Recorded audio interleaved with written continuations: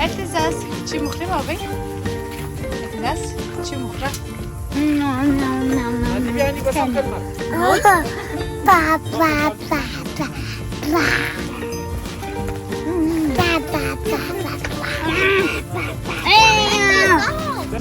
نانا مزنا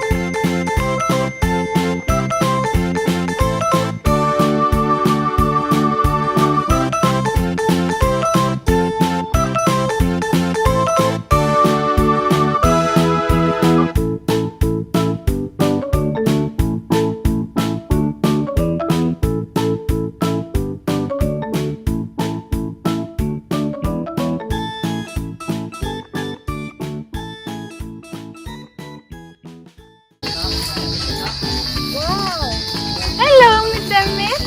مزمل بيتزا شكرني بابي हाँ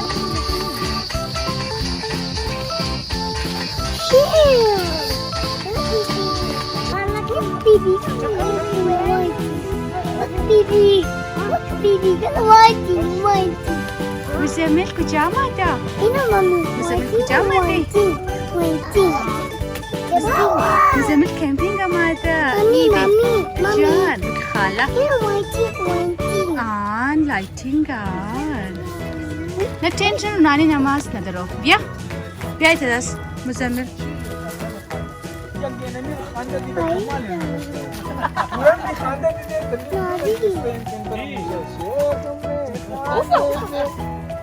बच्चा बच्चा उम्र तो बच्चे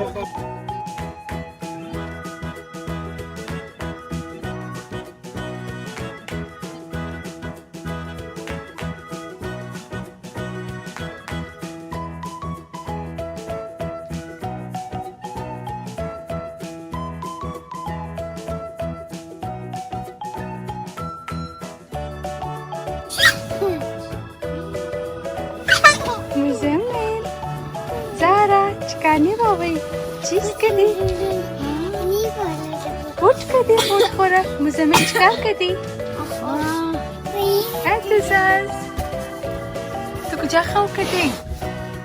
اینجا سل هلو سلام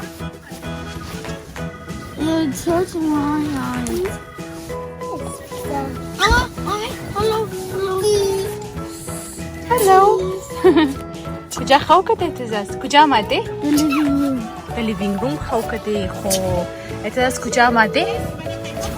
کجا آمده کمپینگ کمپینگ آمده امروز چیکار کردی اعتزاز او بازی کردی بچه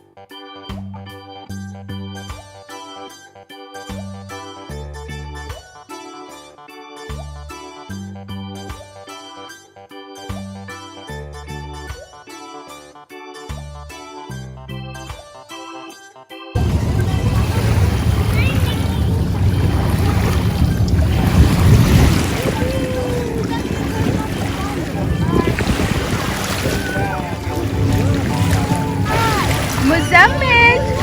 Muzammel.